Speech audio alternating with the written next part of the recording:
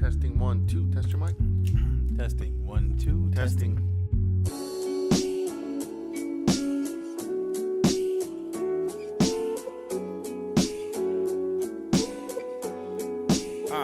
Yeah. I am your father. Pinchy pedos. You gotta go very slow. Yeah. And then I'm gonna take off her jewels. And I'm gonna take off your dress. Then I'm gonna take.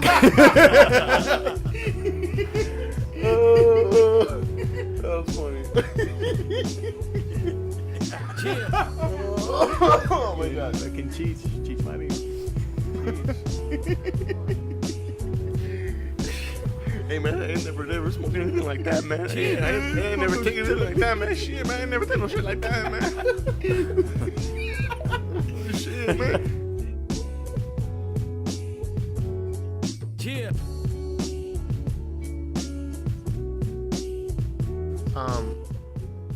What if I was thinking about doing like an intro? I almost like the way Bean Boozled was. Ladies and gentlemen, welcome to the Rev Filo Show. I'd have to do that right now though, and then add the music later. Yeah. Or should I just do it how I normally do it? Should you maybe hear the recording and see if we can Oh yeah, music that's a in the good back? What happened? Forgot to push record. Fuck. Oh, maybe you should stop then. No, it's okay. Yeah. Okay, let's just do that Let's again. just go next week. Let's just start next week. Ladies and gentlemen, welcome to the Rev Filo Show. Yo. Episode 5. Week 5. Hey. Here we are again. Yeah. What you don't know just happened is we already started the show. Yeah, we did. We were on And a then roll. we were already rolling, and then I realized that I hadn't pushed record yet. At least 20 minutes. Yeah. Nah, we were like 3 minutes in. But so I was just saying. We should start next week. Yeah, we thought about counting the whole podcast for the week, but Okay, bye. thanks for listening, man. We're gonna subscribe. Yeah. Thanks. Later. So One me and month of Felipe. Okay, so we've been doing 1 month of podcasting. That's 5 shows that we've got since the beginning of the year. This is the fifth, yes. Me and Felipe said that we would do 1 show a week for the next year. So that's supposed to be 50 shows roughly. So here's to 5 shows. All right, we already cheers. Hey. We're literally mimicking what we just did. Oh yeah, and also, so So it for might the be past better. month, Might be better. I haven't been drinking, and I did 33 days. Yes. 33 and a half. Today's day 34, but I had a drink today, and I don't fucking regret it at all. 'Cause Congratulations. It's fucking. I didn't think I was gonna miss the taste, but damn, this is refreshing. A Familiar, I never really liked. I don't like Corona in You general. never really liked it? I don't know. Corona is by itself. I don't like. Familiar, I guess, is a step up, but It's how do you guys feel about Bud Light Platinums? It's kind of the same. I've had same those. thing. I like Alright. them. Yeah. You like I it? won't like drink 'em. Bud Light, but the Yeah. Platinums, I'll drink them if they're there because I think they have like 6 or 7% alcohol. yeah, they're pretty a high content. percentage. But anyways, so Sign me also up. thanks to all our new subscribers. There's a couple people who have been telling me to shout them out. Let's We give did Leah a Tommy shout last out. week. Oh, Leah subscribed. Oh, Domingo Salazar subscribed. Well Thanks, done. Dom. I forgot my phone, so I can't look at the emails. But thank you. But yeah, thanks for everyone who is listening. Keep subscribing, and I guess we'll just get on with the show. Yes. Felipe. So you were talking about you always have Yeah, I was- breakfast with your grandpa? Yeah, so I was telling Felipe on the way over to do the podcast that my grandpa, I have lunch with him or breakfast, mostly breakfast and lunch. And then How we old have is these he? conversations. My grandpa's 89 or 88.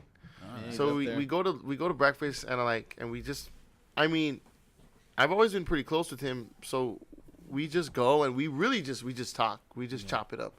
But I noticed that now that I'm older, he'll talk about things that that he wouldn't have told me when I was a kid because they were too hardcore, or maybe he just feels more Raunchy. comfortable.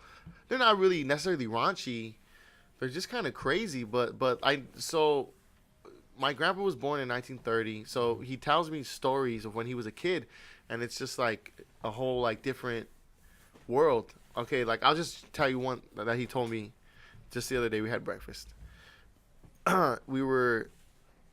He always talks about Texas, which is where he's from. He's from San Antonio. Right. So lately he's been making a lot of reference to where he grew up, which it was in San Antonio, Texas.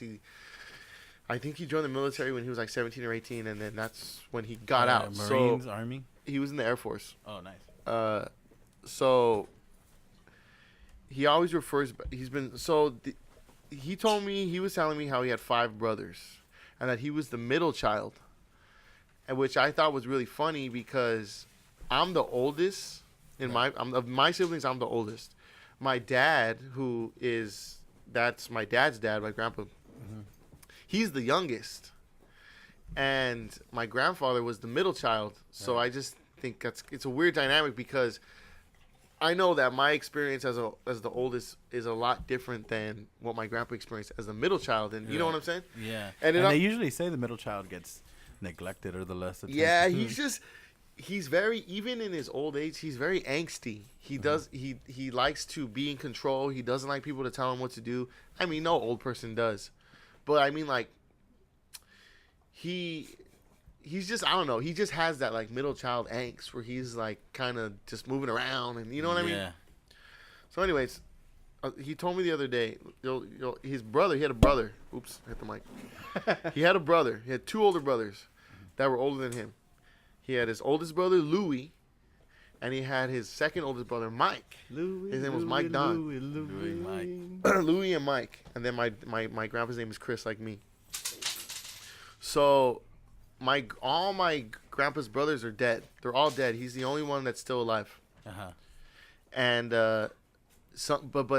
his brothers have died like throughout the years. Some of them died when they were young. Some of them died when they were old. Like his little brother Tim, my uncle Tim, he died recently, and he lived in old age. Anyways, his brother Mike, he told me that his brother Mike died when he was 32 years old, and I said, what happened?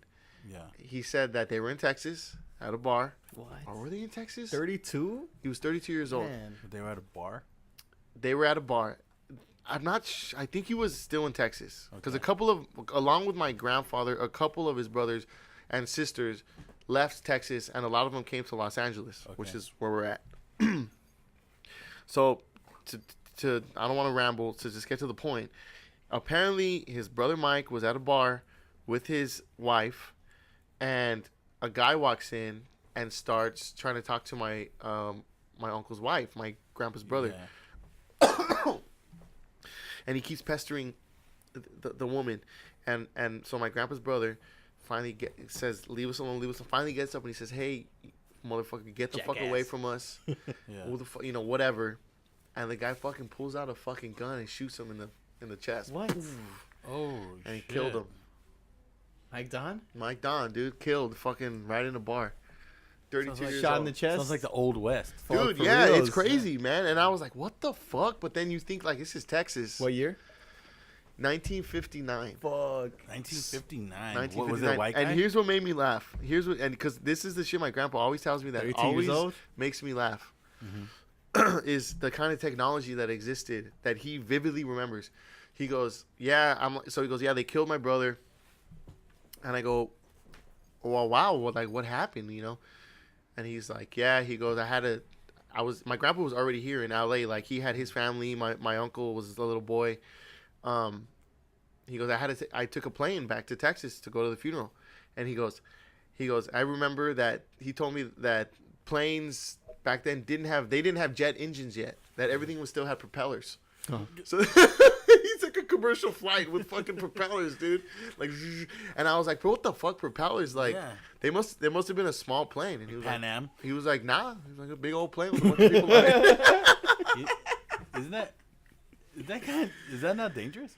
No, dude, that's how planes used to run, on propellers. Like, That's like in awesome. Indiana Jones, they spin it and it starts and then they take off. That's how I these think it planes had like used to work. 2 on each wing. Or... Yeah, propellers. Big ass propeller. That shit always. And so he was also telling me, And at that time they could smoke on the plane too, right? Oh, for sure, dude. Lucky. Anything. They're probably It having was parties crazy. up there. I heard it was like a party. Like, and plane. in economy it was a party. Yeah, but anyways, yeah, he told me that, and I was like, damn, like it's hardcore, cause like my dad has a cousin who his name's Louis, who's an older guy, he's like in his 60s, and that was his dad that got killed, and then he was only like 7 years old or something. Fuck. I was like, fuck, hardcore. And then what happened Oh, to that that guy? Did sucks. he say what happened to that guy that shot your uncle? That he went to Arrested? jail. Probably got the electric chair. Yeah, I don't think so. That penalty in but Texas, he got. no? They Yeah, said that he For got murder? Not for shooting a Mexican. Moira? Nah, I think it was A legal I'm citizen? Pretty sure it was Mexican on Mexican crime. Was he legal? But yeah, he tells me crazy. And then Mexican crime. another thing that Got always deported then, maybe. Man, always trips me out is he obviously grew up in Texas, so he was born in 1930. Yeah. So he talks about how segregated it was and how like, and he just tells me like what it was like for the black people when he was saying how like, you know, obviously, black people used to have to sit in the back of the bus, right? That's Yeah. Everybody knows that.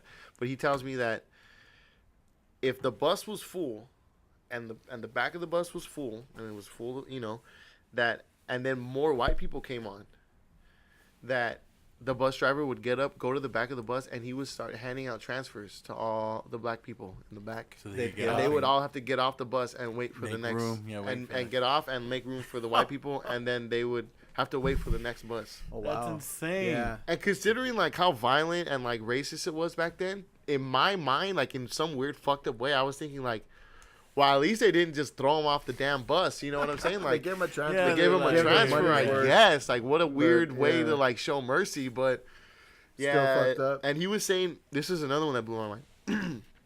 He was saying how when he was a kid, like 11 years old, he used to shine shoes. Spit So 11, he was born in 1930. That means this is 1941. Yeah. That he's walking around the train station. Spit shine, you need spit And shine, he's sir. doing spit shines. He's Yes, doing sir, spit man. shines, Spit dude. And shine. he's saying that he would go to the Greyhound station. Spit shine time. Here you go. Come in. Get your spit shine. Spit shine. Get your spit shine.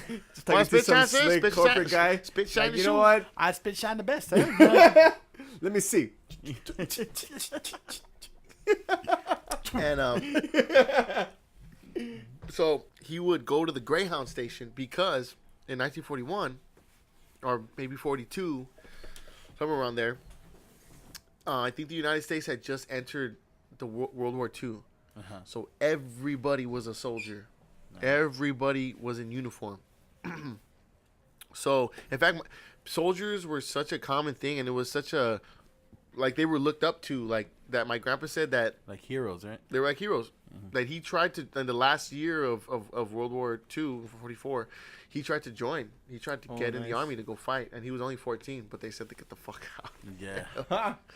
So he told me how they would go to the Greyhound station because there was constantly soldiers coming in and out of town, Yeah. and they all had shiny black boots. Nice. Yeah, So had money. that's where the profit was to be made. So in the Greyhound station there was there was like a diner, like, with however many seats, and there was booths and places to sit, and he said that there was one booth designated for a black family, only one, and At a diner, you said? it was a diner in the Greyhound station. So would black families have There to was wait one for booth. black families to finish? So if there was one black family that came to eat, they would get the booth. And if another black family came, they would have to wait until the other family was finished. I would imagine the line was long for them. Or they just wouldn't go out to eat. I mean, Yeah. it's crazy, dude. And he like tells me, and he's like, Damn.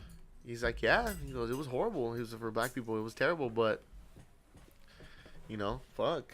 And I'm like, damn, like, it's weird. It's like talking to like a history book, but at the same time, like, gives you perspective of like, I guess, like that kind of shit Yeah. is not that far off. Yeah. You because I I can mean, have- we Is your forget- grandfather racist, or no, of course not. I mean, are we all a little racist? nah, he's not. I mean, I hate to use the like, that was the times excuse kind of thing. But I mean, that was the time. He was a kid. It was Texas. It was a hardcore Southern state, and that's just how it was. And then us being born in L.A., California, we forget how. Yeah, Texas is right crazy over. it was. Yeah, it was insane, and like, my grandpa had a woman who he grew up with, who also grew up in San. And I remember having a conversation with her, and I mean the thing is that they're kind of open to how it was and how they thought in the time, and she was saying how that when she was a kid, that her father was incredibly racist, like insanely, like just like and that she was in a carpool, and that the guy who drove the car, the dad that drove the car was black, and she was in the carpool, and that as soon as her dad found out that the black guy was driving the carpool, the black dad, he like immediately like removed her from. There was no fucking way he was gonna let her drive. Damn. Right in the car, and she was like, "Yeah." I was like, "Fuck," like I don't know. All that kind of shit blows my mind. Yeah, I mean, my dad told me when he was trucking, and he went out somewhere towards Kentucky, or it might have been in Kentucky, that he just stopped at a restaurant to eat, and get water and rest up, and he got in there and he said that it was like a sea of just white people eating in this diner, and they looked at him and they were like, oh, they instantly knew, he wasn't from there, and then my dad just being very proud to be a Chicano and everything was like, oh, what, why don't you want me eating here? And they're like, well, you're not white, so get out, get the fuck out of here. You can have water, but you get the fuck out of here. Yeah. If you want to go around back, we might be able to hook you up with a couple pieces of pie. And you get out of here and leave these poor people to the meals. Yeah, dude. And that was only 2 years ago that this happened. It's funny. When I used to play in Sons of Jimmy, we would do like road gigs up to like Central Cali. We would go to Mammoth and we would drive through Central California, the supposedly liberal state, and in Sons of Jimmy, our bass player was black. His name was Chuck. He was a black guy. He was actually half black. His mother was from Japan. He was half Japanese, and his dad. Ooh, that's a good mix. Yeah, mom was from Japan, and his dad was actually from Compton. And he was in the military and was in Japan and met, and then they got so Chuck is actually only half black. Lucky, but what was I gonna say? Oh, so now he has kind of like an afro, but he had dreads for a long time. So so we were in a place. Where were we? What was it called? Bishop. It was called Bishop, California, and it wasn't Bishop. It's these little towns, dude. Like between like L.A. and like Frisco, or San Francisco, and San Jose. There's like Central Cali. There's just a lot of small towns. Like any small town you could write, like a rural town in Arkansas or Alabama, like you could find those. The city's like 4 or 5 blocks. You could find those. Big. One time we were driving up to Mammoth to play, and we missed the turn and ended up going like 20 miles past where we were supposed to turn, and we ended up in this place called Vin Lining, California. Vin Lining, California. And I swear to God, it was like going into like Vin Lining County? No, the name of the town, it was a small town, it was called Vin Lining. And it was like it was the weirdest, it was just in the middle of fucking nowhere. Like you're on a highway, and then suddenly there's like not even buildings, like houses, like that show up sporadically here and there. And like we were like, okay, like we had gone to Mammoth a couple times to play. We had already been up there like a couple times, like to play the weekend. And so by the time we got to Vin Lining, like we realized like we already passed Mammoth. Like we missed it, and we were fucking morons. So, but we were in there for 5 minutes, dude. So what we did, it was almost like that. Like we was like, we're lost, I knew I should have took that left at Albuquerque. So we pull off, right? Yeah. And into like this little like gas station / like general store, and remember Have you ever seen that movie, No Country for Old Men? Yeah. Have you seen that movie, Mike? Yes. Okay, you're from. Okay, remember the scene where Javier Bardem's character goes into the general store and he flips the coin with the guy, Man. Uh-huh. and he's like, "How lucky, Shoes. friendo," and this and that. I swear to God, the guy, that general store owner, was in Vin lining, except way more like racist. And like we walked in, and I don't know, but he was like chewing, you know, Like tobacco. Yeah, chewing tobacco? he was like chewing tobacco. Had a spittoon. Yeah, he like spin, he spin. Ding. And then he goes, and we walk in. He's like, "Can I help you, boys?"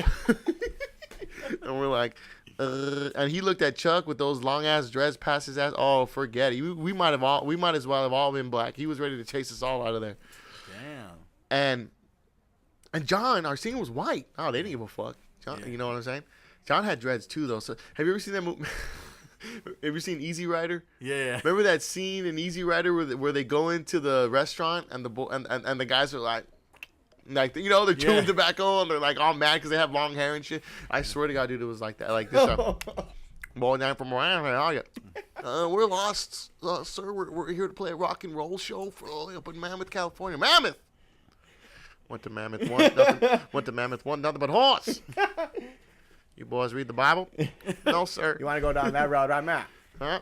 You don't want to go down that road. So road. we told him like we're trying to get to Mammoth, and he's like, it's about 25 miles back the way you came. I was like, oh shit, it was back the way we came, but but he pulled out the shotgun like, we were like, let's get the $10 on 15, pump 15, please, thank you. Then we ran out of there. But so Keep the change. yeah, dude, like that shit used to happen, and then so we were in Bishop. This might have even been the same trip. I don't know. That was a weird. I went to places in Cali I had no idea existed. And we were in Bishop, and I wasn't there, but apparently Chuck and John walked into a bar because we had like a bunch of time to kill. Yeah. And that the same thing happened. Like they walked into a bar and just like everything just like stopped. You know. Record. Crickets. Yeah, like the record shop, like you hear a little glass break. You know what I'm saying? This place looks Like some guys playing piano, like do do do, and then like Glass like breaking. like the piano stops abruptly, and then of course John, who's a white guy, John's like walks in, you know, continues to walk in. Chuck's got one bead of sweat coming down. John's like two beers. Can I help you, boys? No, I don't know if that happened, but no, but John did say that like they walked in and everyone looked at him like everyone in the bar was white. Like you guys are all I don't know. foreigners. Like if you guys. Yeah, dude. Yeah. And I mean, like, I'm not saying that all white people are racist. I'm just saying that, like, you know, that's kind of like the scene. You know what I mean? Maybe it was.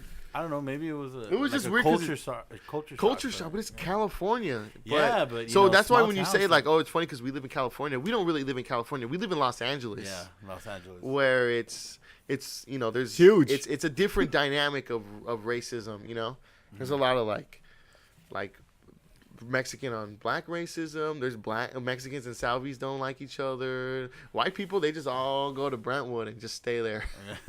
Barricade. Like, let them the city. let them wipe themselves out. We're just gonna fucking We're just gonna be stay here. on the west side. Yeah, didn't you Anyway. say you went to Reno one time and you Oh, thought you were shit. gonna lose your friend? Yeah, yeah. I wanted to bring Drew on to tell that story, but Well, I mean, we can say it now and then just. nah, oh man, that's a fucking in-depth story, dude. Like, I mean, you're on Sons of Jimmy. I thought. okay, I thought you'd be fine. So we went to Lake Tahoe once. Fine. I'll You do wanted it. to Fuck tell it. No, it. I'll tell you guys. Have I ever told you that story? You told me. Have I told you? I'm sure I've told Which you. one?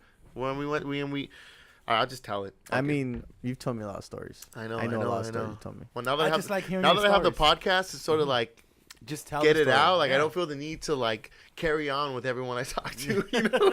Just listen to the podcast, dude. I talked Yeah, I'm about like now I'm just like honestly just listen to the podcast because Hear me. so hear me. Hear me. So that was actually the last time we ever were on the quote unquote road. We went to Lake Tahoe, And what was funny is we had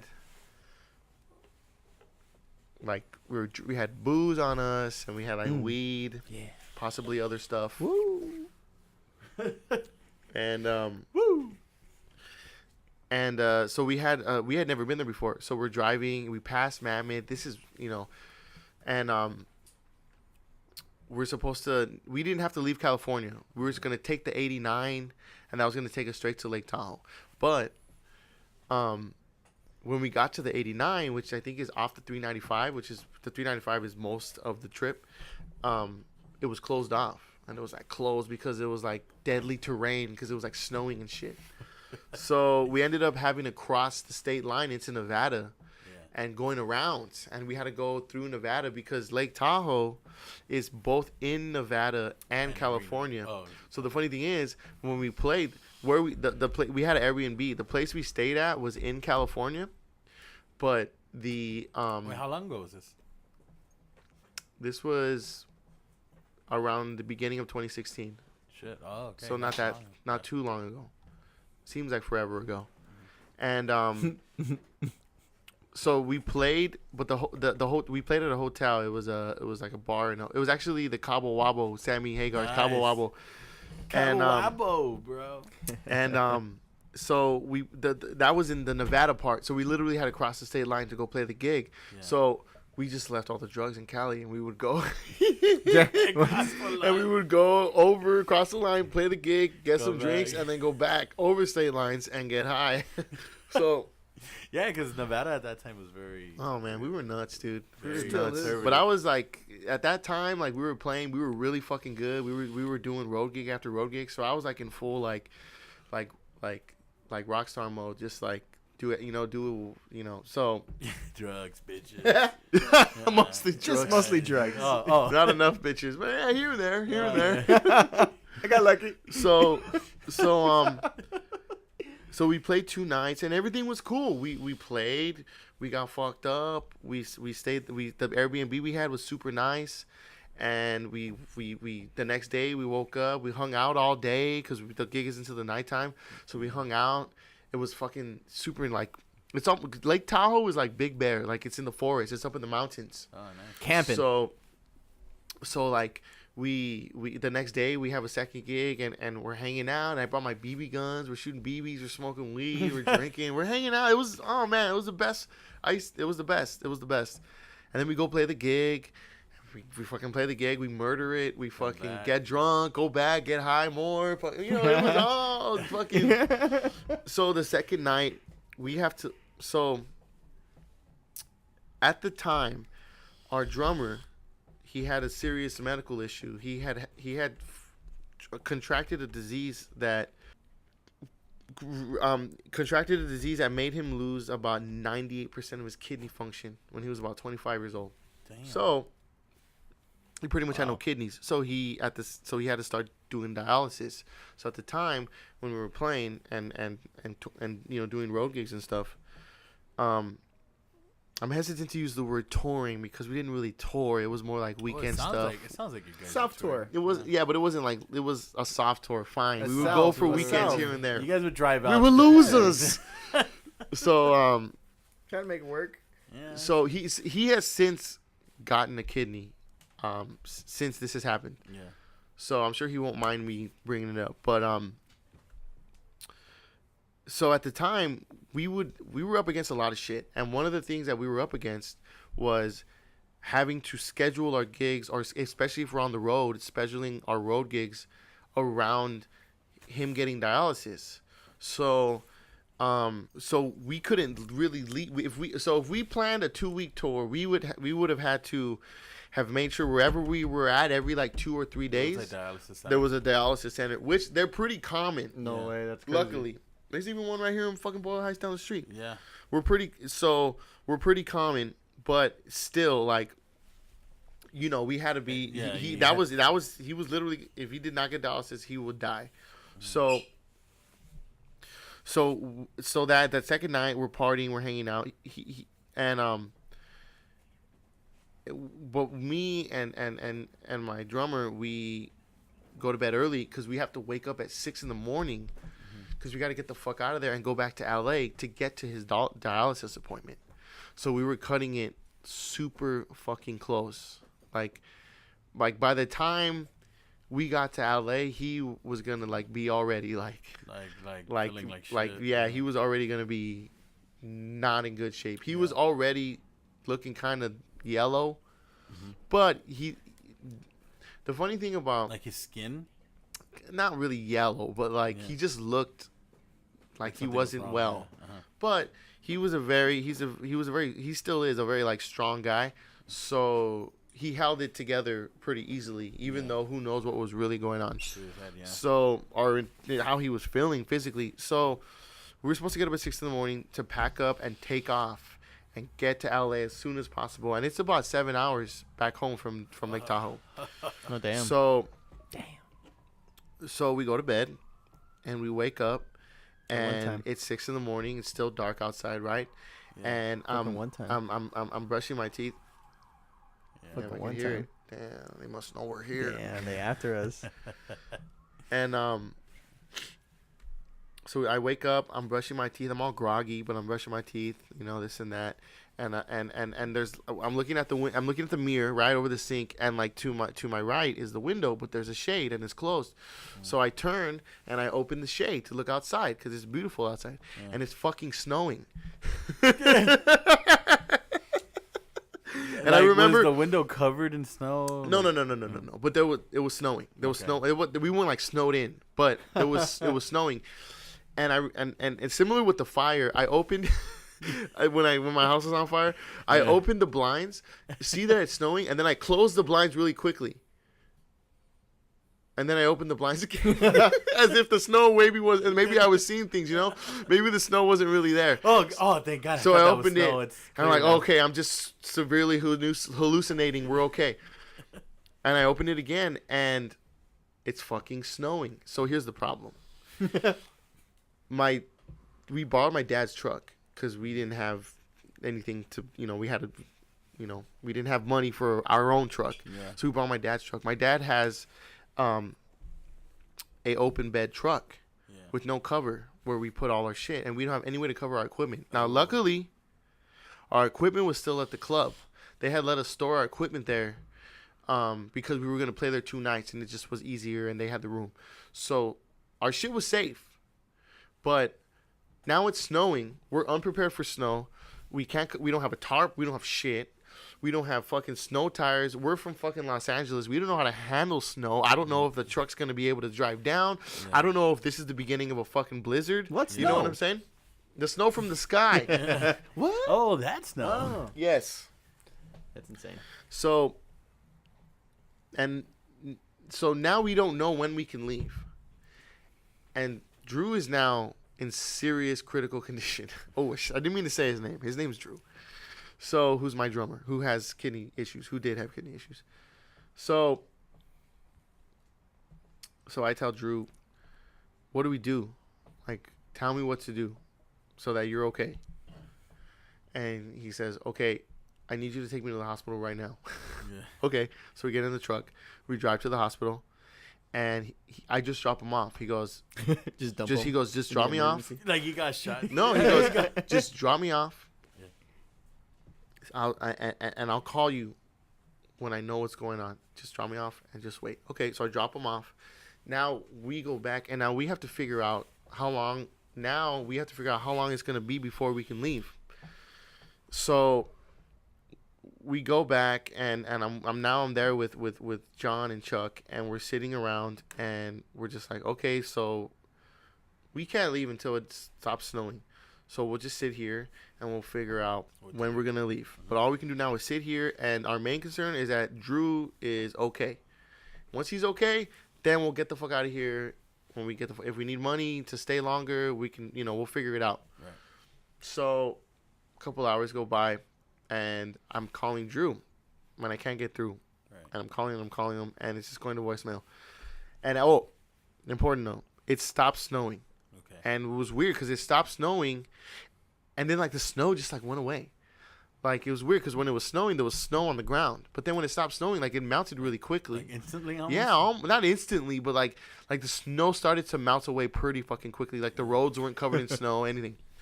So I'm like, oh, it's not snowing. Let me call Drew. So I call him and so I'm like, okay, I can't find him. Fuck it, I'm just gonna drive to the hospital. It was just like a mile down. So I get it back in the truck. I drive to the hospital, and I get to the hospital. And I get in and I walk in and I'm looking for so and so and this and that. So finally I find Drew. Turns out, Lake Tahoe doesn't have a dialysis facility. So I walk in and now Drew is practically like on his deathbed, like. And so he's been sitting there and they've been giving him something, but it's not what he needs. It's not anything that's gonna save his life. It's just something. And so I come in and Drew looks bad, but I don't say anything. His eyes are bloodshot and he just looks bad. And this is a guy who is full of life. You know what I'm saying? Like, when someone I almost looked up to. Like, he was so confident and like just full of life. So to see him in that way was kind of weird for me, right? And so I go up to him and he's like IV'd up to something and I say, hey, it stopped snowing and I think we could leave. I think we can it's only been a couple hours since we woke up. It's like 8 a.m. It stopped snowing. I think we could leave. And he goes, okay, let's get the fuck out of here. Fuck this. Let's just get out of here and I'll just do it when I get home. Okay. So I tell the doctor, it stopped snowing, so we're going to leave. So now the doctor, nice man. I don't remember his name. Dr. Dre. He kind of like, he looks at me. Dr. Octopus. And, doctors are used to just people doing what the fuck they tell people to do. Yeah. Because they're doctors and they know. So he kind of looks at me. And he knows that I don't know shit. He knows that I'm just trying to get the fuck out of there because I'm just some stupid kid. So he kind of looks at me. He kind of looks around, and he goes, "Take a seat." And he walks. So I take a seat, and he closes his door. I'll never. And he goes, "Sit down." Okay. So I sit down. I look. You're at gonna Drew. want to sit down. I look at Drew. Drew's like barely alive. And he goes, "Look. I know you guys are musicians, and I know this is what you guys do, and you guys are not from around here, and you're just on the road, and I know you want to go home." I go, "But if you attempt to drive home right now, your friend is going to die." No. And Blatantly honest. I said, "Okay, Noted. Doc." Duly noted. And I go, and I'm sitting there, and I'm like, "Fuck, dude! Like this, I'm like, this isn't my husband, dude. Like, this is just my friend. Like, it was weird. It was weird. Like, I had to be the family. You know what I'm saying? Like, husband. This is my brother. You know? No, you could have said. But it felt weird. It felt like a loved one. You know? So he goes, "I know you guys are musicians, but this is a serious fucking issue. This is a serious fucking condition. If you guys are not prepared for this, you're putting your friend's life in danger." He goes, "Honestly, we all knew this snow was coming." Oh. And I go, "Yeah, well, we're not from around here." "Yeah, well, you knew you were coming here. You could have checked your weather app. It's wintertime." Shit. Yeah. Fuck. All right, got me there, Doc. Yeah. Shit, I'm an asshole. I get it. So I go, "Okay. If you go home now, your friend is not gonna make it." Well, do something. I go, "Well, you're the fucking doctor, bro. Fix him. Do me a goddamn, throw me a bone here. I get it. I'm an asshole. He's gonna die. Solution, please." Does your friend have insurance? I go, "What do we do? What do we do?" No. Well, then we can't do nothing for him. He goes, "What do we do?" He goes, "The nearest." He goes, "We need to throw your friend in an ambulance, like toss him in there ASAP, and drive him to the nearest dialysis hospital. And you need to come and meet us there." I say, "Okay, where is this center?" And he said 2 words I'll never forget. Reno, Nevada. Like that show. And I said, Reno 911, great show. Good reference, Doc. Well, really, where is this center at? So how far is that? Reno, Nevada. Okay. So, I go, okay, well, fuck. All right, then, let's go. So they threw him in a fucking ambulance, and they took him off to Reno. I went back to the house, and I go back, and the boys are like, what's up? And I go, we're going to Reno. Throw all the drugs out. We're going to Reno, Nevada. No, we're going I'm to not Reno. crossing state lines with all that shit again. Fuck that. And How far? Yeah, how far Reno was... Where were you again? I'm sorry. We were in Lake Tahoe. Lake Tahoe, that's right. Reno was, I don't know, about an hour away. So we went to Reno. And, In ambulance? That's, no, we had a fucking, No, so they had we to had to drive. get in the truck Yeah, and, but for and we had to him? get all No, our no, but equipment, for him, throw it in the that's- truck, and then we drove to Reno. But I'll tell you what, though, the drive to Reno, oh, man, gorgeous. Like, there's this humongous lake, Lake Tahoe, right? Right. It was this, Lake Tahoe had this huge lake, didn't know where it came from. And, so the most of the drive was parallel to this lake. So there was just trees everywhere. that's beautiful. And like Oh, it that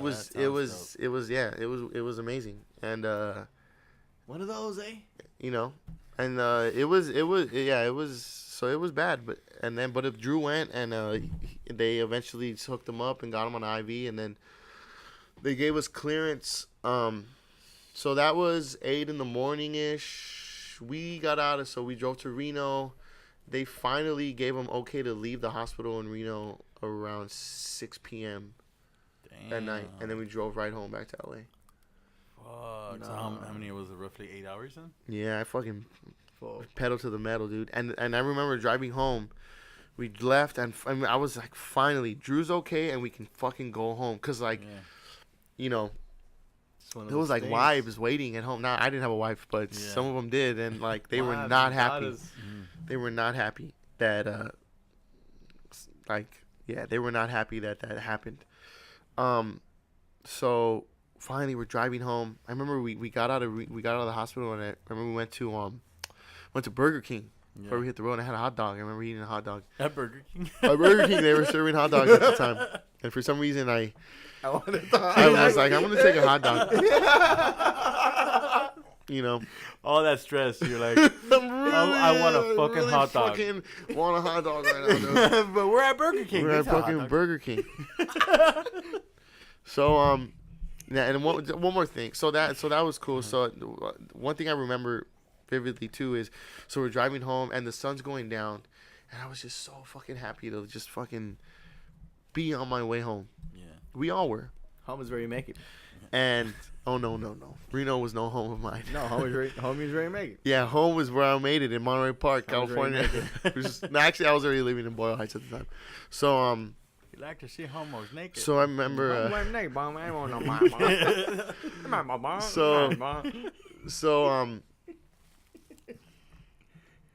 So the sun went down about an hour into driving home, and now I realize I have to drive on the highway with no light any whatsoever. Just Like coming from the there truck, was literally, and I remember at one point, early on, like in the highway at the San Juan town, there was this one highway, and there was one divider, and there was one lane going north and one lane going south. And it was a very, very narrow highway, and I was driving, and there was no lights other than my headlights. The only thing, then the road was curvy. It was going like that, Fuck. like an S, just curving, Like a snake. curve after curve, and there's no fucking light other than my headlights, and I can barely see in front of me. The only thing I can see, that so that I can see the road ahead of me, that keeps me knowing like when to turn, is there's reflectors, these little tiny poles that have On the like side. reflectors. Reflectors The about light. that big, whatever. Yeah. What is that, like 3 inches worth, 3 inches worth of reflector? Yeah. They keep And you I would online. only They keep you see online. maybe like 3 reflectors ahead of me, and Oh, man, shit. it was Never fucking mind. scary. And the scary part is, there's cars coming from the other opposite direction, And there's nothing in between us other than that little drawn line. And I'm talking about big rigs are just... It was mostly big rigs for some reason. Like, every corner, there's a big rig fucking cutting me off. You were in your car? I was in my dad's truck. Okay. But, I mean, fuck. I think I've seen that one's pretty big, huh? You're like getting bullied by big Yeah, rigs dude. And I'm like, dry man. It was intense. And it was... Yeah. Shit. We got home. Ice road We finally truckers? got back home like 3 in the morning. So it was a long day, man. One of those. Long That sounds... day. Yeah. Good times, though, I But, bet. it was good times. Yeah, I think man. about that a lot. My homie, my drummer, he Got the good and the bad of the trip. yeah, Bad comes at the end. that was insane. It's always to Actually, come down. I wrote a song about it. I'm still writing it, but Yeah, didn't you tell me you felt like you were never gonna get the fuck out of Reno? yeah, now Damn, write a it's just song. like we just had no idea Never get when the we were fuck gonna out of leave, so we didn't know if we Reno. were gonna have to stay the night, and like yeah, that was the sentiment was, like when the fuck are we gonna like we're never gonna be able to leave because like Your friend's life we're was at just stake. like we don't know when Drew's gonna be better. We're like, we don't have a lot of resources, like blah blah blah. I mean, if we had ran out of money, we could have got like, Yeah, money. wired. Could have borrowed money from somebody. Someone or was about to die. Venmo. Yeah, no, for sure. I mean, we handled it the way it was. We did the best we could, but just that fucking You never, that you guys fucking doctor. never. I was like contacted at Drew's the time, parents? I was. Oh, of course, first person I Okay. called. We called everyone. We said, look, Drew's he's not doing well, and we don't know what's gonna happen. We need to make sure that he's safe, and then we can go home. Obviously, like no one's gonna disagree with that. Yeah. So yeah, good trip. Shit, glad you guys made But it. it was just that stupid That's fucking cool. doctor. Like I was only 2016. Or was it 2017? I was only 25. Shit. I was gonna be 26. No, I was 26. Good times. I was 26. So I wasn't used to handling like that caliber of. I always knew that Drew had Problem. issues and he was in and out of the hospital all the time, but I was in error with him in the hospital. Yeah. It was always just, hey, Didn't how know you how doing? bad. How's everything Didn't going? know how bad. And then, like you said, This That's and that, pretty and bad. of course, So Drew, he's not gonna be like, oh man, Yeah. he'd be like, oh, it's hard, but I get through it, and He had to do you that know, every day or like every couple weekend? days, every couple days, every 2 or 3 days, and yes, so to sit in there like that, it was just a new experience for me. It was something, and Drew, he was a good, like he was someone I consider a good friend. I actually have known Drew since the 7th grade, if you believe that. and now, how's he doing? He got a new kitty, man. The guy got a whole fucking new lease on life. New I want to kitty? bring him in here. I want to. New kid. I want to talk to him about it. Hopefully he'll come in. Because I mean, that whole ride to Where do you get a the kidney from? ambulance, that's no joke. So that was an hour ride in an ambulance already Yeah, on dude. his way, Yeah. like feeling. Like shit. Yeah. He's a strong guy. It's all hopped up on And dope. and what always tripped me out is like Drew. He really was like. He was that guy who like. He was just so he just was just had a lot of Positive. he had a lot of Yeah. confidence. He was positive. He knew how to fight. He knew how to talk to chicks. Like he just had all the game. Like he was just one of those guys. Just like it just seemed like he just had it all together. Mm-hmm. So when he got so sick, it was just weird to see him sort of, because even before he got because like there was a time where before his kidneys failed, that his health was just failing, and he ended up telling me when after his kidneys failed, and then he went into dialysis and started to sort of go on the quote unquote road to recovery. He told me that prior to his kidneys failing, a year prior to that the doctors had diagnosed him saying, you have this disease. It's just hereditary. I think, we could have him come in and he can clarify all this. But what he told me was that they diagnosed him, and that he actually went into somewhat of like they had told him that like no matter what you do, your kidneys are gonna fail. So Damn. that kind of fucked him up.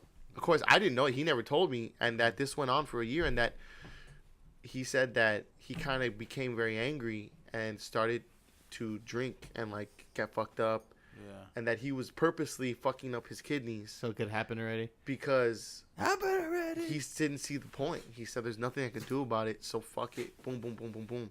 Yeah, And that's that- like if somebody's telling you, you have like a year to live, Yeah, and but see, I didn't know that was going on when it was going on. It wasn't until after he had suffered his kidney failure that it all kind of came to light.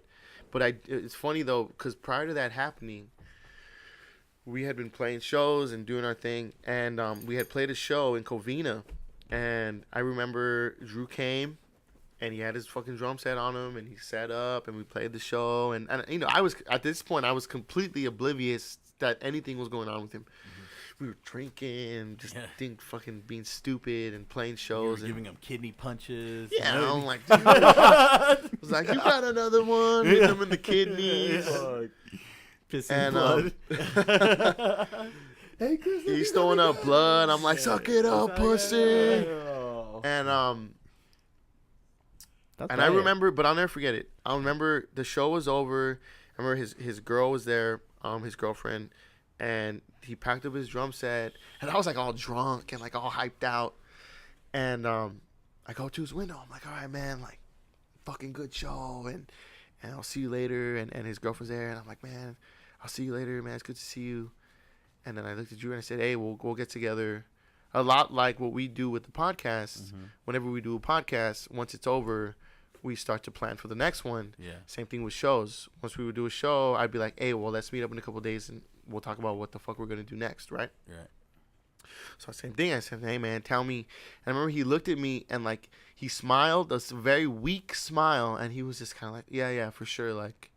And he gave me just, like, this weird, and I remember kind of thinking, like he doesn't look well.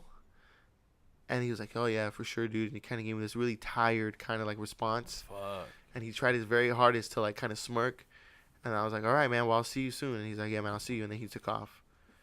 And I remember thinking, like, he didn't look that well. But and then I just was like, nah, whatever. And I ran back in and, like, started drinking more and whatever. Where's the coca? And then after that, and then not too long after that, he had to. You're like fucking weirdo. Yeah, like, what's his fucking problem? He's got a sick ass band, sick ass drummer, just played a sick ass show. He's got a fucking cute girlfriend. What's his fucking And then you problem? give him one more kidney punch before he leaves. Yeah, no, I was like, dude, are you okay? It looks like you're suffering from complete kidney failure. Oh, that's so fucked up, dude. That is so fucked. I shouldn't have said that, dude. I know Drew, and in my mind, he's a cool he know Drew. He's fucking the shit, dude. That's my I wanna meet boy, him, but man. I He's a great hope drummer. if he ever listens to this, or if They he used ever to- they used to kill I it. They hope used to kill it. I hope that I didn't cross the line. That I didn't share anything that I shouldn't have shared. The but thing is, you're appreciating that he has a new lease on Oh, life. like no, you said, I mean, and he's able to go back and think. he got his fucking You new know, kidney, dude. And So this and, is not out of making fun of him. This is more. No, like I'm not making fun of being him. appreciated. Of course not. Appreciating crazy. that. And he's able to live longer. And and I remember I told him about me not drinking and how good I was feeling, and he's Is he not drinking? he drinks. What he can't do anymore is actually smoke weed. Really? Because when he What? That first, sucks. apparently, when he first, because he eventually got a new kidney, and had the surgery, and I'll let him come in and let him Yeah. tell the story. Yeah. But Yes. eventually he did get a new kidney, and he got a kidney transplant. It's been probably over a year, and That's dope. Yeah, that is. Dope. yeah, and good for him, man. yeah, no, and but apparently he said that when he first had the surgery, part of his recovery was that the hospital gave him medicine that purposely compromised his immune system, which means it purposely made his immune system work at a low level So it wouldn't attack the because kidneys. it would attack the Foreign, kidney as a yeah. foreign object and reject it. So they didn't want his body to reject it. So therefore, he had to, like, he almost had to like live in a bubble. Like he had to be very careful about being around germs, about being around places where there's a lot of people and there's a lot of like sneezing and people in the air, like stuff going airborne. Yeah. And one of the things was that they said that he couldn't smoke weed anymore because there's a potential that that the weed, that there could be some sort of reaction where fungus could start growing on his kidneys or something, or that it would fuck him up like bad. So that just to eliminate the risks, just don't smoke weed. So now he drinks now, but he drinks, and he doesn't I guess he doesn't hit the bottle the way he used to. I think he drinks more in moderation. I haven't seen him in a while. I talk to him here and there. Like I'll text him. He lives in Huntington Beach, so he lives kind of far. And I lost my car, so it's hard to like get to him and this and that. And he has his own life. You still drumming? Oh yeah, dude. He's the best, dude. Didn't he go to school for it or something? Yeah, we and him went to school together actually. That's we went dope. to school, and but it's funny. I met Drew in the 7th grade, which was the same year that I started to play the guitar. And I'd only been playing for a couple months, and he was there, and we became friends. We just hit it off, and he invited me to his house. He's like, "Hey, come over, come over to my house after school, yeah." So and so he goes, "Yeah, I'll tell my dad. My dad's so fucking cool. You know Emilio, Emilio. Oh man, you've never met Emilio. It's just Drew's dad. Oh man, Emilio." That guy is something else, man. It's weird because like Emilio is probably in his late 40s, but like I have a separate friendship from Drew. He's not just Drew's dad. Like me and Emilio are friends. A lot like me and Ashley are friends. Separate from. But this guy. but I remember in 7th grade, Drew was like, "Come over to my house, man. Yeah, we'll hang out." I'm like, "Yeah, fuck yeah." I had like no friends. So I was like, hell yeah. Finally. Come over, man. Because I had actually that school, we were in Brightwood. I had only come a year before in the 6th grade. So I was kind of new to the school. And then he came in 7th grade. So he was kind of new a little bit. And it was weird. The class that I went into in 6th grade was a 5-6 combo. So it was 5th graders and 6th graders. And for some reason... Oh, that's cool. When I made friends in 6th grade, a lot of the friends I made were 5th graders, so then when I moved up to 7th grade, they got all taken out of my class because they went into the 6th grade class, and I went up. So suddenly I had no friends again. I'm like, wait a minute, hold on, no one's talking to me. Wait. So Drew shows up and he becomes my friend, and we go to his house and he's like, okay, yeah, so my dad's gonna pick me up. So I remember this guy shows up in a blue Jeep it doesn't have anything on it, so it's like a convertible Jeep, and I sat in the back, and it's a convertible, right? And my parents were like squares, so I'm like, holy shit, like dope, like we're driving. No top on the car. Yeah, I'm like, this is dope. Like, like the seatbelt is like, it doesn't go over your shoulder, it's just over your waist. Yeah. You know what I'm saying? And it's fucking Emilio. It's the Serves first you hot time I ever chocolate. saw fucking Emilio, dude. And Emilio, I realize now, at the time, was probably only like 27 years old, 28. So he was like this young, cool, hip guy, And Emilio's another crazy guy, dude. He would be really fun to have on. So so we go to Drew's house and we're like hanging out and we're like playing video games and he's like putting on movies and like whatever. So he goes, "Yo, man, I want to show you something." Wait, so there's movies playing while you guys are playing I video remember games? watching like Super Troopers. He's like, "You gotta watch this movie. It's called Super Troopers." How many A parent screens? is like, hey man, you gotta watch this. And you guys are playing Super Mario. Like, Well, no, it was like this is over a course of like hours. no, you yeah, know? I know, but that's what it sounds like. It's just And it's funny because my parents know Emilio now. Like they're good friends now too. But yeah. at the time, it was just like, oh, our boys are friends. So That's all boys. So we're hanging out, and then Drew's like, "Yo, I gotta show you something." So for some reason, they lived in Alhambra at the time. For some reason, they had their house. It was a nice little like 2-bedroom, quaint little house in Alhambra.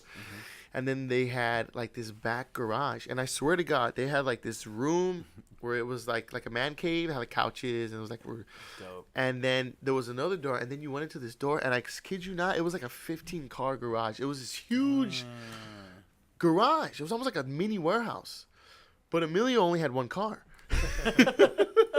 So I'm looking around, and like all the way in the corner, there's Emilio's. I think he parked on the street. I don't even think there was a car in there. And then there's this huge. They're like, hello. No, it was huge. And then I don't know. I was a little kid. Maybe it just seemed huge. Yeah.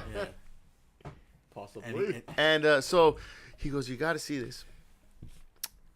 And we walk into the garage, this huge garage, and I look around, and I do like the 360, right? And I'm looking around, and then I look, and all the way in the other corner, in the left corner, there's a drum set, a white drum set.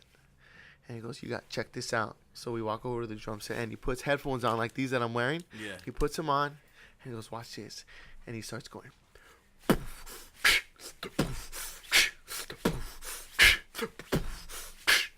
Seventh grade. This guy's like 12 years old, 11 years old. Yeah.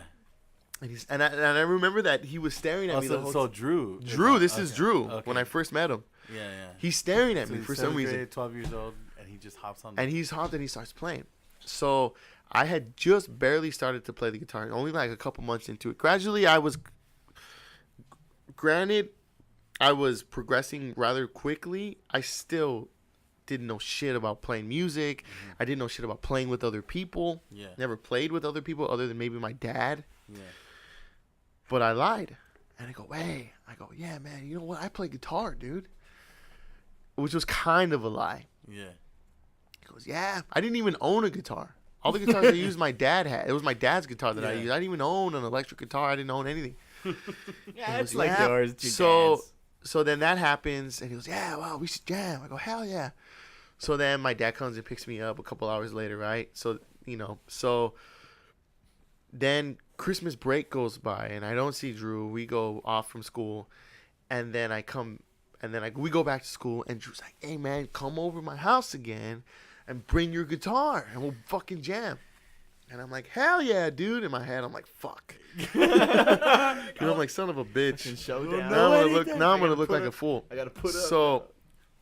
So I go to his house, and it turns and now we walk in, and now there's a black drum set, and it turns out that white one was a loaner set, and I think it was a loaner set or something. But Emilio had bought Drew a new drum set for Christmas. It was a brand new black drum set. He was all pumped when he told you. So he goes out, right? And this shit was nice. At least, a 7th grade reverend who doesn't know shit, never seen nice equipment in his life. I was like, wow. Yeah. So he's like, bring your amp. I didn't even have an amp. I didn't have shit, dude. All I had was my dad's old Ibanez guitar that I still have to this day. Yeah. That's the only thing I had. My dad let me borrow it. So I go to his house with the guitar. And I'm thinking, I'm sweating balls, I'm like, shit. Like, I've never improvised. Yeah. I I know like one song, you know what I mean? Oh shit. So we're like, yeah. So they had an amp. I think it was like a bass amp too. So I plug in. He's like, all right, come on, and he starts playing the drum set. Yeah. And I'm looking at him, Yeah. And I'm like, shit. And he's like, and I'm like, shit. And I'm like, I'm in the deep end now, sink or swim, son. Like I gotta die. Yeah, like I can't go back now. I'll lose the only friend I have. I got nothing. I'm like, I can't. Yeah. So I pick my hands up. I put my hand onto the fucking fretboard, right? And I start playing one note.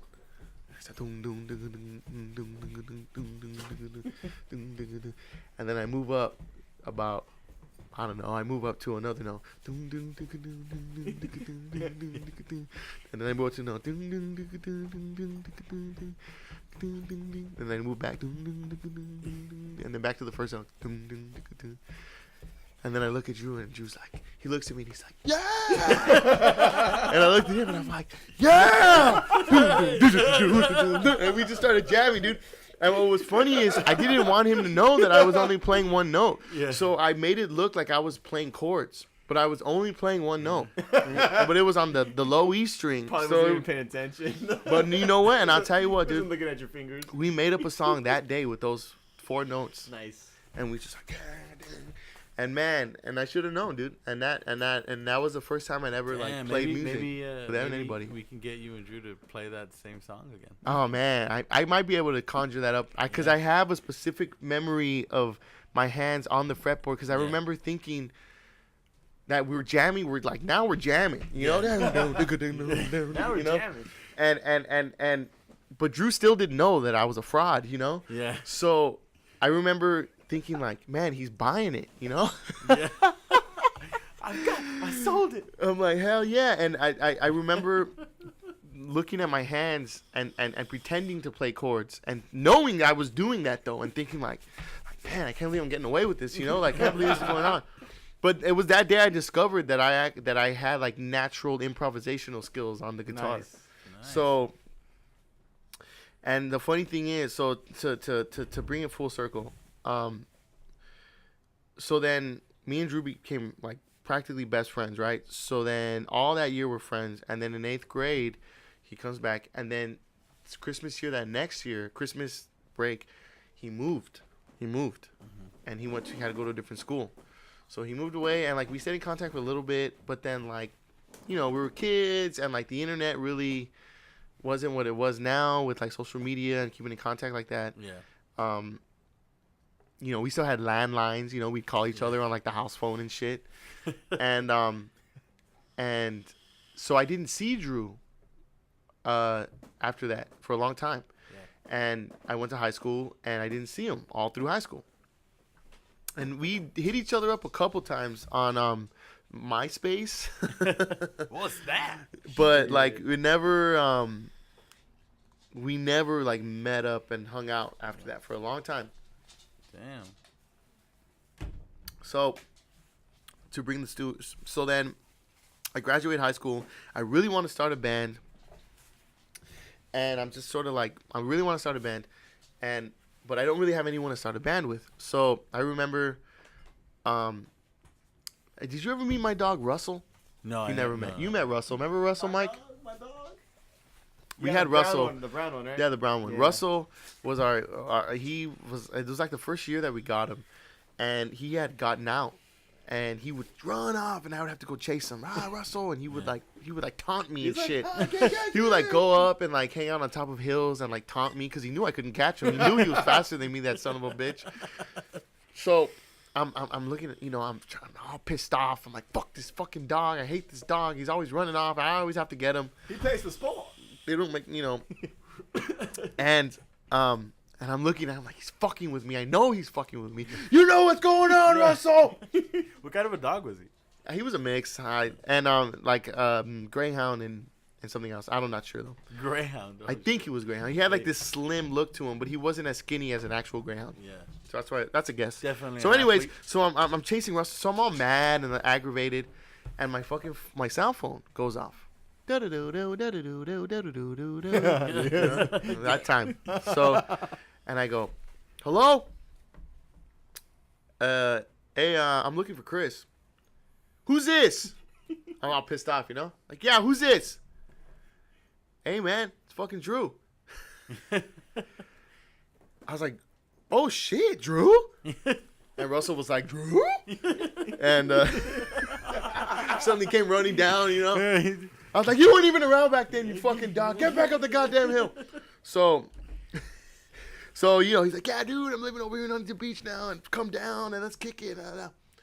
So we go, and I go to his house. I meet up with him a couple days later, and hey, what's up, dude? And I see Emilio. Emilio's got gray hair now and shit. He's like, ah. And he goes, yeah, man, fuck, He goes, hey, come here, man. I gotta show you something. All right, let's go. So we go, and we go into his room. And in his room is the same black drum set Damn. from all those years ago, back in fucking 2003. And he goes, check it out, dude. And he goes, I know you play the guitar. He goes, we need to start a fucking band. Let's start a band. And I was like, fucking let's do it, son. Yeah. And then with that drum set, we wrote like fucking damn near 20 songs. Damn. And there, That was dope. That was a dope story. and then we started Sons of Jimmy, and that's a whole other journey. Whole another story. Anyways, Another tale. anyone else want to go now? Tale of another time. I think can't- we're about an hour in. I think we're literally an hour 6. This was the Rev Show. The Rev Show. Rev Show. Wow, fucking interesting. Well, no, man. next time we'll have the Filo Show. Ah. Oh, the Filo Show. It's a I'll bring two-parter. Phil's It's a told me- two-parter. Phil's told- you know what was It's a funny story? Two-parter. That bridge story you told me, where you had to fight the guy on the bridge because they wouldn't let your brother pass. You No, it was. I've heard that oh one. shit! You want to Yeah. tell it? I've heard that I'll one. tell it later. That's Tell it. that was Okay, a next funny one. episode. Yeah. Okay, should we like? Damn it, dude. I don't know. You want to keep going, or I'll tell you a funny bridge story real quick. It just reminded me. It was actually the story my uncle told me, my Uncle John. So my dad has 2 older brothers. He's the youngest, my dad, and he has 2 older brothers. My Uncle John, who's the oldest, and my Uncle Mike, who's the second oldest. So apparently, my Uncle John was like, when he was a another kid. Mike Dunn, Yeah, my Uncle Mike, dude. My Uncle Mike Dunn. the one that got shot. No. That No, was my so yeah, that's grandpa's why there was brother. another Yeah. Mike- there was My another grandpa. Mike I Dunn. believe my grandpa named my uncle after him. That's dope. My great uncle Mike. Okay. There's a lot, dude. There's a lot of Mike Dons and Chris Dons around. Believe it or not, and I'm related to all of within them. the family, no way. Oh yeah, dude. Because we have a lot of extended family that still live in Texas. Because Yeah. like some of my grandpa's family came to LA, but some of them never left. They stayed and started their families in Texas. So now I got cousins all over Dallas and all over San Antonio. San And Antonio. there's a couple more Chris Dons and a couple more Mike Dons, John Dons. John Don. That's awesome. So Fucking Dons. just a real quick story to cap it off. Okay, are you familiar with Hollenbeck Park? Yes.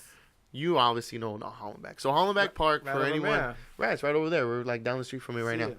There's a fucking lake, right? There's like this man-made lake. It's nasty. It's green. You'll you grow know. a 7th toe for sure. Yeah, for sure. Like if you could fish in the lake. You'll come out with another eye. You could fish in the lake, but like the catfish have like 3 eyes. No. You know, what I'm saying? They meow. Dude, I almost catch a crab there one time. That They was hiss funny. at you. Yeah. I found a syringe there one time too So- when I was a little kid. So 'Cause my this, elementary school was right so you across know the how street. there's the bridge, right? Yeah. You know how There's there's a dead guy there too, actually. Shit. damn. Well, listen to this. You know how there's a bridge, right? Yeah. The little bridge that you can take across. Mm-hmm. So that bridge is really, really close to the water.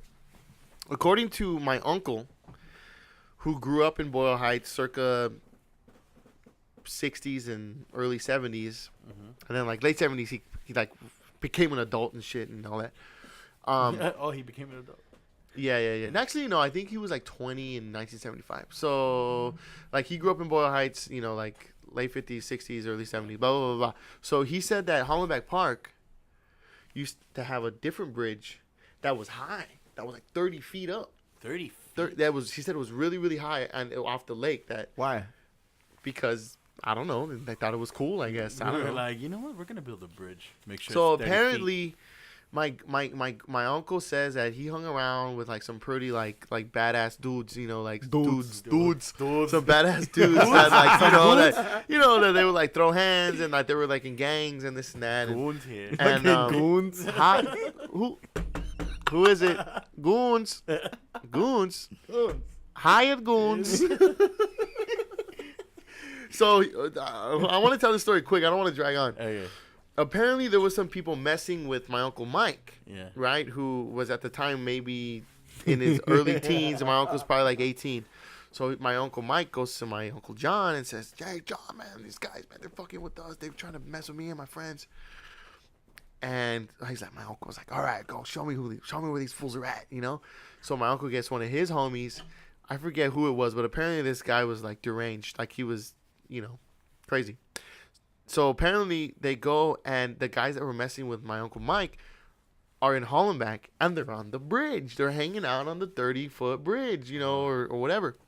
So my uncle and his homie, they go, and my uncle's homie, who's the badass, goes up, and he goes, "Who is it, Mike? Who is it, Mikey?" My Uncle Mike's like, "Oh, it's that guy right there." And he goes, "All right." And he goes, "Hey." The guy looks at him like, "What?" He goes, "Hey, man. Messing with my friend's brother, And he's like, man, what is it to you? You know what I'm saying? Like, Yeah. they have words. He goes, what are you going to do about it? And the guy goes, what am I going to fucking do about it? And apparently, this guy grabs the other guy, the guy who was messing with my uncle, grabs him by the arm and the leg, starts manhandling him. He grabs him by the arm and the leg, and he, like, spins him around and starts, like, spinning him around like that. You know how, like, how you would spin a little kid? Like, you turn in circles Yeah. so that it's like, oh, Superman, you know? Yeah. Like, he spins him around, and he starts spinning him around. The guy's like, oh, and he starts spinning him around. And then he just fucking whoosh, and throws him off the fucking bridge. Into the water. Into the water. Ah! So what did his homies do? He fucking ran, dude. And my uncle, remember my uncle John, who told me this story, was like, he goes, and we didn't even look over the bridge. We took off. We don't even know if the kid, like, got hurt or survived or whatever. We just left. Different time. Never heard from him again. And my uncle was like, that guy's body might still be at the bottom there. of fucking Still back there. lake. We don't even know. Or the catfish ate it. I'm like, fuck. Oh, that's funny. Oh, man. I'm like, what a life. Yeah, my uncle actually told me a similar story at a bar one time at the Marcelinos right there on Broadway. My uncle Georgie, who just passed away a couple years ago, he would always go there and drink, and he would always like break up with girlfriends, and then when he would break up with his girl, he would go there and drink out of just being pissed off. My uncle said when they would catch him there, he would like, "What's wrong?" He'd be all fucked up, just like fucking Fuck bitch, that hoe. and just slam the drink down. So apparently one time my uncle wasn't there at the bar yet. So my uncle Georgie gets there, and he's all fucked up, and then he starts talking to some guys. They fuck him up, bust his head open, like the back of his head. So he goes to the house stumbling in, and so my uncle gets home, and my godfather gets home, and he tells Georgie, what's wrong with you? Like, what happened? He's like, man, these motherfuckers got me at the bar. So they're all right. Get in the car. We're going. So they go to the Marcelinos. They get in there. My uncle gets out of the car. My uncle Georgie's holding his head with like a rag, like he's still fucking spilling blood out. And they just told my grandma like, oh, I'm gonna take him to the hospital. So they said, fuck the hospital. We're going to the bar. So they get there. They park in front. My uncle pops open the trunk. He tells me, and he takes out a crowbar, not a crowbar, but the tire irons. Yeah. So he cross one or the the cross one. Yeah. So he takes it out. You could throw that one like a fucking ninja star. So he gets out. They walk into the bar, and they see a bunch of dudes sitting at the bar. You know, like those stools. They're sitting there, and he goes, "All right, who the fuck is it?" And my uncle George just points at it. He's like, "Is that guy? Is this guy?" So he grabs him by the back of his shirt, fucking throws him on the floor. Stool falls down. He gets over him. He's about to fuck him up with the crowbar, like right over his head. Oh, right before he just went down, my uncle yells out, "Wait, it's not him! It's not him! Wrong guy!" Yeah, wrong guy. It's not him. Oh, and he gets up. He's like, "Oh shit, fuck!" Picks him up, puts him back on the stool, looks at the bartender. He's like, throws the bartender some money, buys the guy a beer. He's like, "Well, is the fucking guy in here?" He goes, I can't remember what he looks like. Fucked up. Dude, remember I told you that my same uncle John, that he had a friend named Shiner that was a childhood friend of his that ended up joining, like when they got older. Damn. Yeah. So He just handed them a black eyes or what? Shiner? well, no, Shiner. No. The reason why they call him Shiner was because when he got Oh, is that a black guy? when he got jumped into when he got jumped into that they gave him a big fat black eye or something, so they just were like, "Hey, Shiner, Shiner." Why are you looking at me like that, Ash? But he told me that that Shiner did some time. Shiner, Stupid. that he had done some time, and that he had gotten out, but that he actually. He has just recently got out of prison, but that he was doing 25 to life. And I was like, why? Like, what did he do? Like, I thought maybe like he committed like a murder or a robbery or something. And he did commit a murder, but it wasn't gang related. He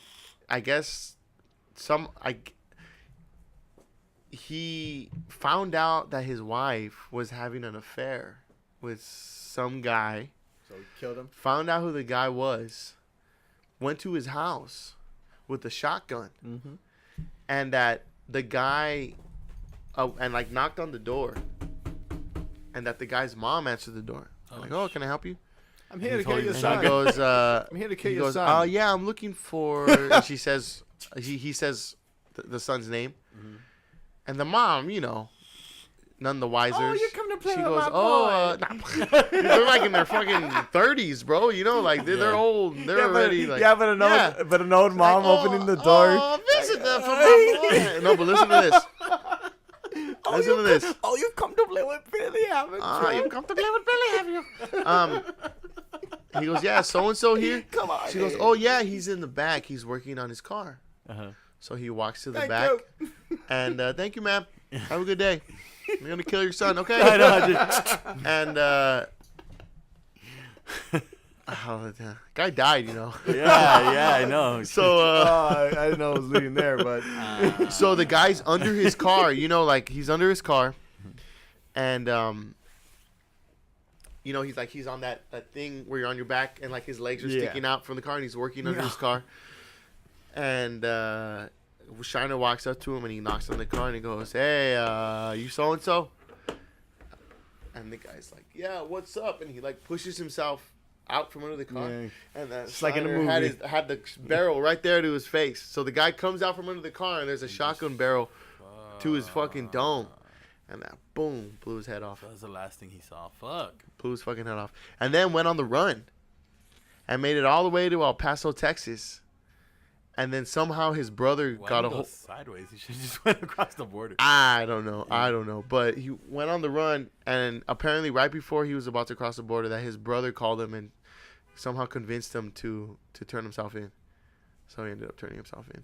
Damn. And he got 25 to life. And that I was talking to my uncle just a couple weeks ago, and he told me that he had just went to a barbecue that was in celebration for that fool getting out of prison. I'm like, so you're telling me that you just like shot the shit right now with the murderer? Yeah. The cold-blooded murderer? Well, I think. My uncle's like, I'm old. That's true.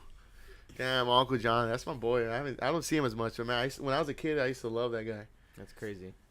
Because he used to tell me all that stories like that, and they used to just blow my mind. How old were you? Those are crazy stories. I mean, anywhere from like 11 to now. He's just shit. It's just crazy, dude. Like, I don't know. It's just crazy stuff, man. Should write a But book. anyway. Yeah. All right. He's the one I was telling you earlier, to bring it full circle. Those conversations that I have with my grandpa, I record them because my grandpa had told me that my Uncle John was telling my grandpa that he wants to like record his stories and get like some of the family lineage. And like I said, his name's Chris, like me, his name's Chris Don. And Cristova, that's his real name. Cristova. What's his middle I name? don't know. I just like the way Grandpa Don. Grandpa Don?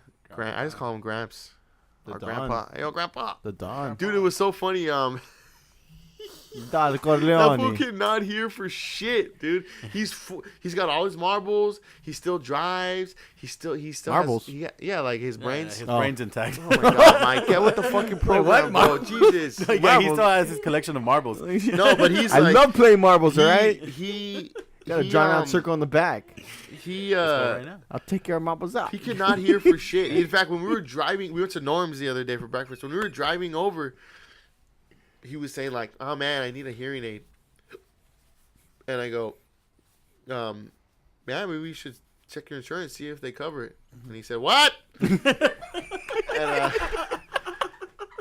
so no, but Oh, that's hilarious. I said, "Turn the music down." Turn the music up, you said? He says, "I can't hear you." I love this song too. He goes, "I love Boston." Man. He does. He puts on Boston, dude. That's such a. I said, "Aren't you from Texas?" Oh, fuck. So No, dude, I swear to God, this fool cannot hear. And so we went to Norm's, and we're ordering, and the lady's like, you know, and I'm like sitting there because my grandpa, he could take care of himself, you know, like we have this like kind of like almost like a homie relationship, you know. So you know, I'm sitting there and he's trying to order, and the lady's like, and he's like, oh, I'll have, you know, the Grand Slam or whatever the fuck they serve at Norm's. And He's like, hey, the doll face. and I'll have a Tutti Frutti, and I'll have the McBreakfast. This is Norm's, sir. Yeah, McMuffin, please, thank you. What? No, but so he goes, okay, I'll have this, like the steak and eggs or whatever. She goes, she goes, oh, do you want bread or pancakes? And he goes, what? She goes, do you want bread or pancakes? What? Do you want bread or pancakes? And then at that point he turns and he looks at me, and at that point I like look up, you know? Yeah. And I'm like, and I swear to God I have to do this. Bread or pancakes?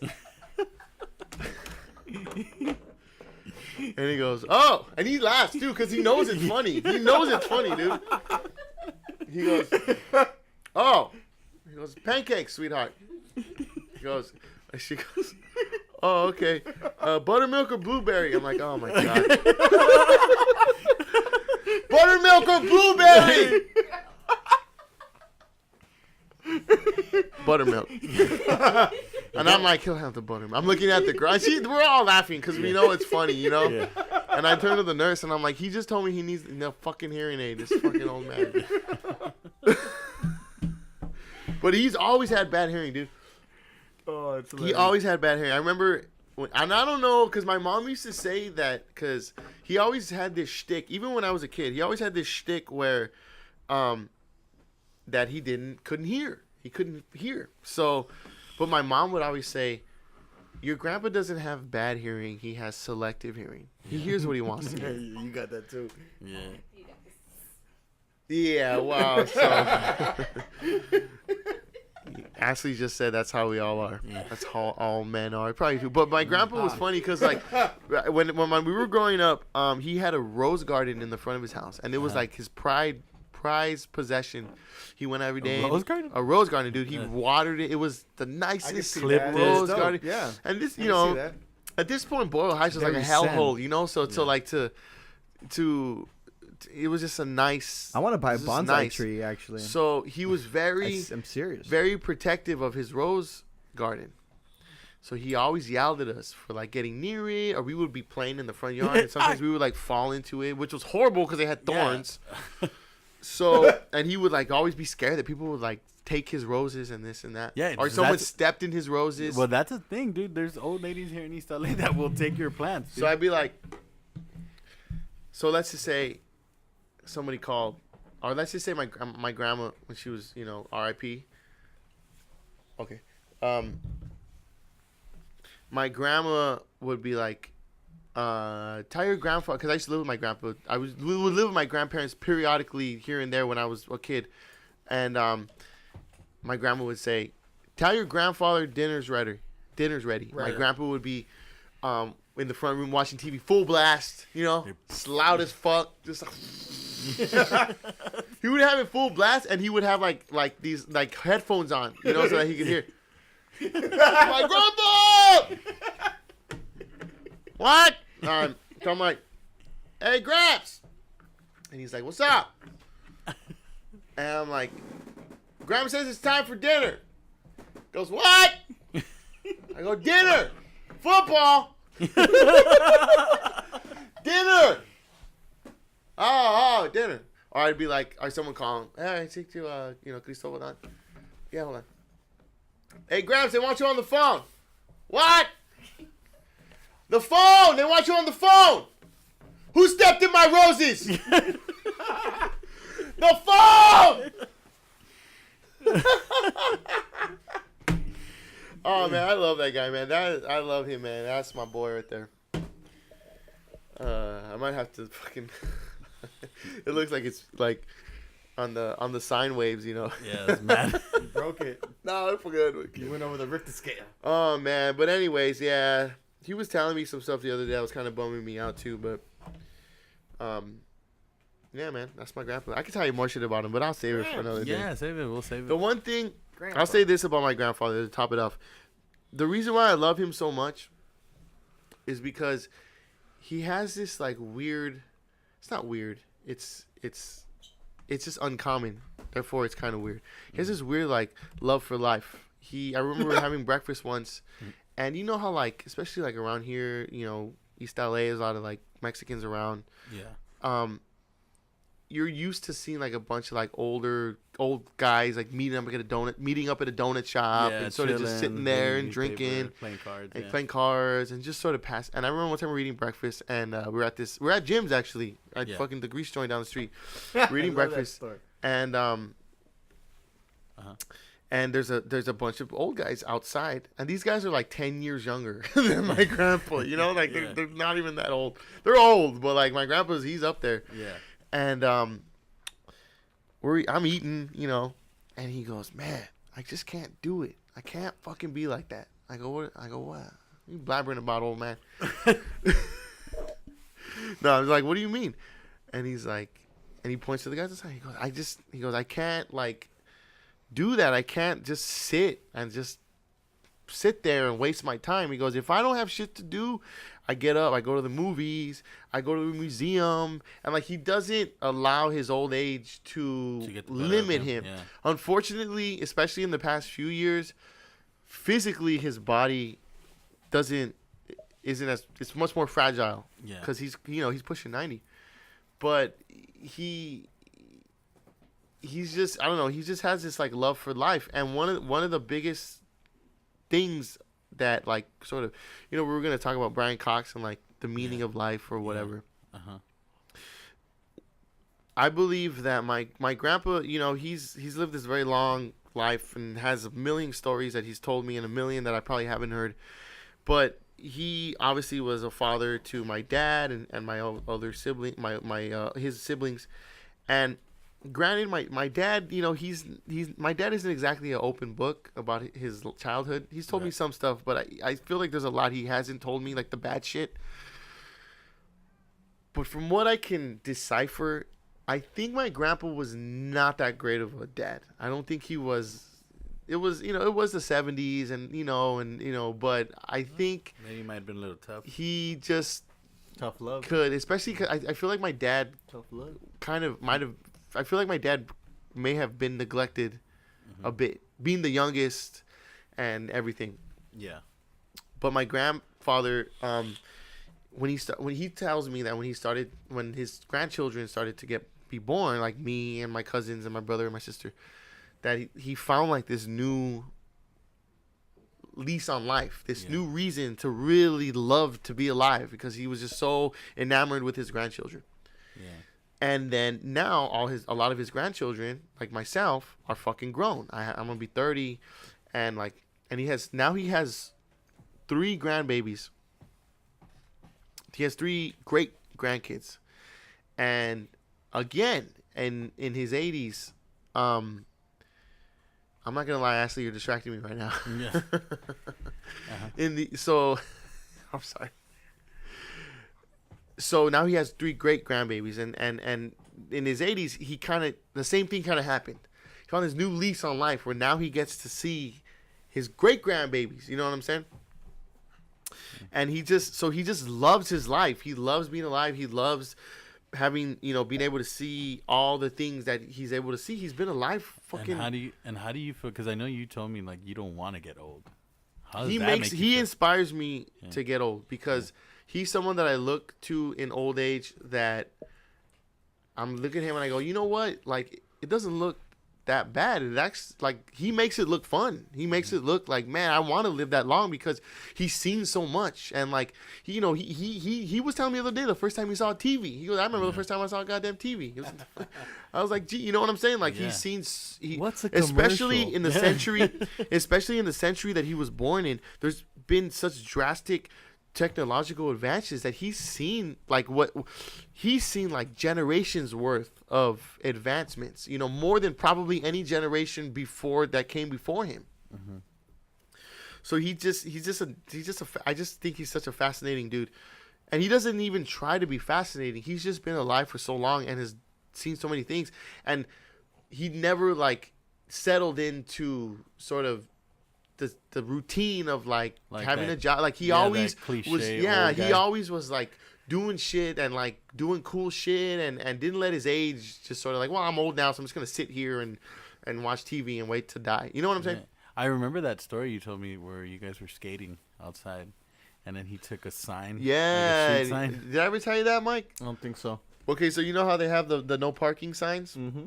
and you know those square poles With the circles in with the circles in them. Yeah. So there used to be one on the block that we lived on when I lived with my grandparents, and like I don't know what, but like I don't know, we used to like fuck with it and push it over, and eventually it like uprooted because it was in the grass. Eventually it uprooted somewhat, and it had uprooted from the ground. So now it was like on its side and it was just thrown.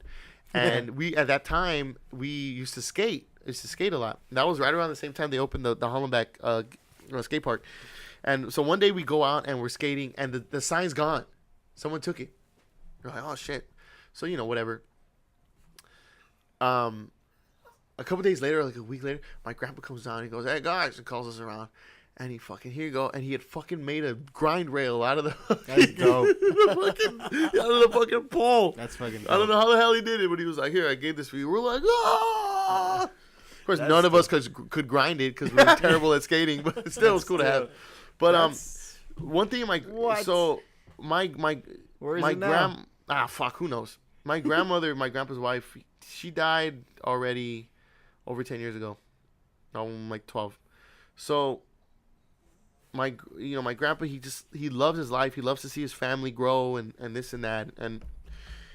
But every once in a while, he'll say to me, he goes, sometimes I wish that I could have died instead of your grandmother, because it really makes me sad that she can't see all the stuff that I get to see, especially the grandkids and us growing up and having babies and having the little kids and this and that. And he said, fuck, dude, fucking tears me in half. Yeah, tears me right in half, man. Because my grandma too, man. I do a whole hour on her, dude, because she was the best. But yeah, and he'll be like, yeah. He goes, and I mean, sometimes he's even told me, he goes, yeah. He goes, sometimes I'll just cry at night because I just wish your grandmother could see all this because it's so amazing. Yeah. Oh man. Anyway, so That was great. her name was Alva. So to Alva, Don. The angel of my life. all set now. Yeah, but it's sad. It's It a makes me bittersweet sad. thing, It makes me yeah. sad, but it also makes me It's almost like your grandpa's telling you to just slow down. Yeah. And enjoy what's in front of you while you have it. Yeah, and he as much as my parents gave me as an adult, like my grandpa, my grandpa teaches me a lot about like emotion and being, keeping. Just I don't know. The thing I admire about him is most is just like his fucking zest for life, dude. Yeah. And I don't know. Like I said, he's so old that like you could ask him anything and he'll tell you something and it's fucking fascinating simply because it's just an old ass fucking story, Like when he told me how the planes had propellers on them, that blew my I don't know why that blew my mind. Yeah. I'm like, you fucking old ass motherfucker. Woo! Oh man, that was great. Anyways, I'm sure everyone's zoned out. So I guess Old people, huh? Old people, man. Old people, man. Talk to your grandpa, man. He's They've older than seen a mine, lot. dude. Yeah, well, a year. He's only 90. Oh, okay. Yeah, I think my grandpa. He but next podcast, Yeah. let's The go into Filo that Show. Brian Cox thing Yeah. because I have some more shit. Yeah, that I could tell more you. prepared. We'll be more prepared. Yeah, we'll be more for that. prepared. So Honestly, I didn't want to mess. You were on a roll. dude. I didn't want to mess that up. I Was wanted I you on a to keep roll? going. Yeah, dude. going. It was great. It was great. Thank you. Yeah. Man, I'm fucking awesome.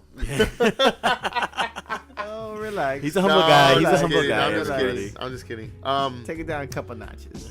Everyone just calm down. So what? You want to do the outro? You want to thank the audience? Yeah, let's thank everybody. Thank you guys for watching, Listening. listening, Right. looking at our picture. Thank you guys. We appreciate that. Subscribe, comment down if anything arised. Said arise to you. Comment to us. We want to hear everything. Any options, guys? You wanna say? Rams 30, Patriots 27. Oh, that's right. Next week we'll the Super Bowl. Super Bowl. So I guess we'll talk about the Super Bowl next week. Commercials, maybe. We like. We Hey, love. maybe. Oh, commercials, maybe man, yeah. if you guys want, maybe. I love the if we- choreography if we, during the if we halftime can find show, the if I time, could, be and if the game is like that good, Yeah. like maybe we could do like a post Super Bowl game, like not the day of, but like Monday. That way it's fresh, Yeah. and we could like talk about it, and then we could just put it out. We could call it like the Super Bowl. at least if it's Super Bowl within special. the Super Bowl if special, it's within the week, it's It could be an annual thing. I think it's okay. Yeah, let's do a Super Bowl Because special. I mean, We'll I talk about don't commercials. watch a lot of football, but Talk I always Super Bowl. watch the Super Bowl. I remember I watched the Super Bowl. Who doesn't watch the Super Bowl? Talk Super Bowl, Who's, smoke the Super Bowl. Who's halftime show? Who's halftime? I heard, think it's a okay, bunch of people. No, this is what I heard. Maroon 5 is not only the halftime show, but apparently they're gonna do the song that SpongeBob does in the halftime show when they remember the SpongeBob Sweet episode? Victory? Sweet Victory. Apparently, I saw it. I But- saw like an article about I it. heard there's a few people, no? Bruno Mars was good. The Maroon year he 5. did his halftime show, I thought it was good. All right. Well, All right, I guys. like Justin Timberlake All with right, guys. Janet Thanks for Jackson. listening. Subscribe, comment, and like, and Hit all that bell button. stuff. The more feedback you give us, the more I guess content we'll give you. Yeah, more we give Trying to you. make you laugh. Mike, anything to say to the people? No. Felipe, Love you guys. love you guys. Ash, Cosmo. Cosmo. All right. We'll see you Casper? guys next time, and it's been a pleasure. Now here's Jrat. I ain't had this feeling for a minute. I've been living life and got caught in it as I'm feeling like I'm winning. Dreaming at night on soft linen. It's really hard to think this the beginning. Now I gotta fake the funk to work. Hard on my image. It's clutch time, so I gotta push it to the limit. My season about to start. All that other shit was scrimmage. It's a rebirth. Something new but still vintage. You can see it as a blessing or a life sentence. Cause they say that old habits die hard with a vengeance. You won't see my exits, but you will see my entrance. When I get up on the mic, man, I'll slap your asses senseless. My seed chilling by its mom's intestines. I'm about to add another human to this world's consensus. And to think the way I lived before was so relentless. But now my situation's changed to great and non-contentious.